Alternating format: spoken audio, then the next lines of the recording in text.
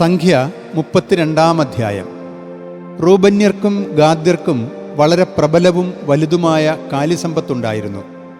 Jazer ദേശവും Gilead ദേശവും അവർ നിരീക്ഷിച്ചു. ഇതാ, ഈ സ്ഥലം കാലിക്കൂട്ടത്തിനു പറ്റിയ സ്ഥലം തന്നെ. അതിനാൽ ഗാദ്യരും റൂബന്യരും വന്ന് മോശയോടും പുരോഹിതനായ എലയാസറിനോടും സമൂഹ നേതാക്കളോടും ഇപ്രകാരം പറഞ്ഞു: Ataroth, Dibon, Jazer, Nimrah, Heshbon, എലയാലെ, സെബാം, Nebo, Bayern എന്നീ പ്രദേശങ്ങൾ ഇസ്രായേൽ സമൂഹത്തിൻ്റെ മുമ്പാകെ കർത്താവ് പ്രഹരിച്ച ദേശം കാലിക്കൂട്ടത്തിന് പറ്റിയതാണ്. നിന്റെ ദാസർക്ക് കാലിക്കൂട്ടം ഉണ്ടുതാനും. അവർ പറഞ്ഞു: നിന്റെ കണ്ണുകളിൽ ഞങ്ങൾ പ്രീതി കണ്ടെത്തിയെങ്കിൽ ഈ പ്രദേശം നിന്റെ ദാസർക്ക് കൈവശവസ്തുവായി നൽകപ്പെടട്ടെ. നീ ഞങ്ങളെ ജോർദാൻ കടത്തരുതേ. ഗാദ്യരോടും റൂബന്യരോടും മോശ ചോദിച്ചു: നിങ്ങളുടെ സഹോദരന്മാർ യുദ്ധത്തിനു പോകുമ്പോൾ നിങ്ങൾക്ക് ഇവിടെ കഴിയണമെന്നോ? കർത്താവ് ഇസ്രായേല്യർക്ക് നൽകുന്ന നാട്ടിലേക്ക് കടക്കുന്നതിൽ നിന്ന് അവരുടെ ഇച്ഛാശക്തി നിങ്ങൾ കെടുത്തുന്നതെന്തുകൊണ്ട്? കാദഷ് ബർണയായിൽ നിന്ന് നിങ്ങളുടെ പിതാക്കന്മാരെ നാടു നിരീക്ഷിക്കാൻ ഞാൻ അയച്ചപ്പോൾ അവർ ചെയ്തതും ഇപ്രകാരം തന്നെ. അവർ എഷ്കോൾ താഴ്വരയോളം ചെന്ന് നാട് കണ്ടു. അവരാകട്ടെ കർത്താവ് നൽകുന്ന നാട്ടിലേക്ക് ഇസ്രായേല്യർ പോകാതിരിക്കുന്നതിന് അവരുടെ ഇച്ഛാശക്തി കെടുത്തി. അന്ന് കർത്താവിൻ്റെ കോപം ജ്വലിച്ചു. അവിടുന്ന് ഇപ്രകാരം ശപഥം ചെയ്തു: ഈജിപ്തിൽ നിന്ന് പുറപ്പെട്ടു പോന്ന ആളുകളിൽ 20 വയസ്സും അതിനുമേലും പ്രായമുള്ള ആരും ഞാൻ അബ്രാഹത്തിനും ഇസഹാക്കിനും യാക്കോബിനും വാഗ്ദാനം ചെയ്ത ഭൂമി കാണുകയില്ല. കാരണം എന്നെ അവർ പൂർണ്ണമായി അനുഗമിച്ചില്ല. എന്നാൽ കെനീസിയനായ യെഫുന്നയുടെ മകൻ കാലബും നൂനിൻ്റെ മകൻ ജോഷ്വയും അത് കാണും. കാരണം അവർ കർത്താവിനെ പൂർണ്ണമായി അനുഗമിച്ചു. കർത്താവിൻ്റെ കോപം ഇസ്രായേലിൽ ജ്വലിച്ചു.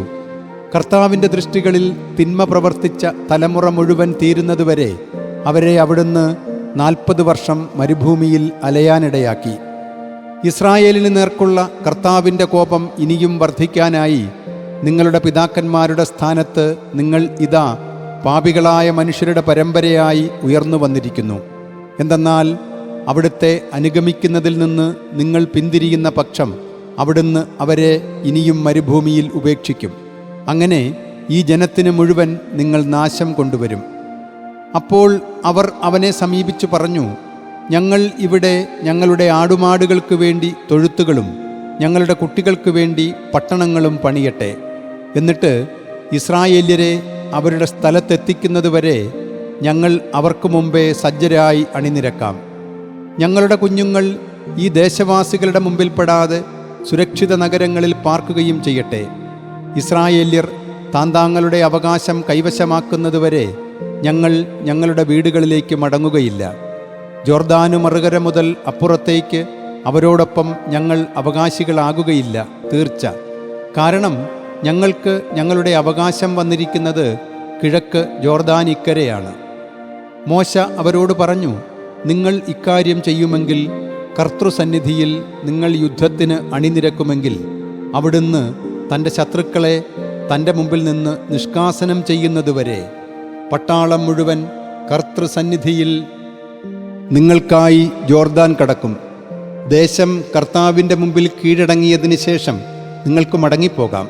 പിന്നെ നിങ്ങൾ കർത്താവിൻ്റെ മുമ്പിലും ഇസ്രായേലിൻ്റെ മുമ്പിലും ബാധ്യതയൊഴിഞ്ഞവരായിരിക്കും. ഈ ദേശം കർത്തൃസന്നിധിയിൽ നിങ്ങൾക്ക് കൈവശവസ്തുവായി തീരുകയും ചെയ്യും. ഇപ്രകാരം നിങ്ങൾ ചെയ്യുന്നില്ലെങ്കിൽ നോക്കൂ, നിങ്ങൾ കർത്താവിനോട് പാപം ചെയ്യുകയായിരിക്കും.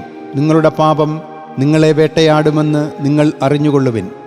നിങ്ങൾക്കായി നിങ്ങളുടെ കുട്ടികൾക്കായി പട്ടണങ്ങളും നിങ്ങളുടെ ആട്ടിൻകൂട്ടത്തിനായി ആലകളും പണിയുവിൻ.